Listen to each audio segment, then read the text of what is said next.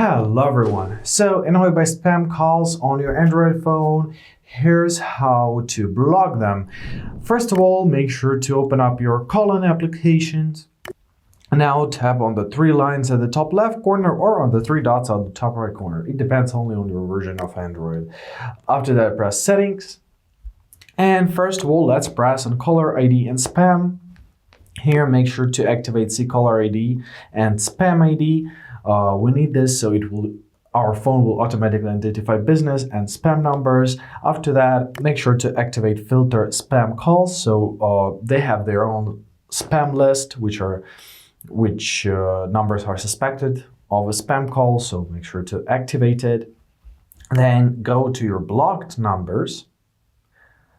There we are. Make sure to activate unknown. So it will block calls from unidentified callers. It just makes everything safer. However, if you're expecting for calls from someone who you don't have added to your contacts, make sure to deactivate this option. So this one makes your life safer, but a little bit more complicated. Let's press add a number. And if you have any number on your mind, simply add this number, press block, and it's gonna be blocked. If you want to unblock it, tap on this little cross, press unblock, and basically that's it. That's all what you can do from now.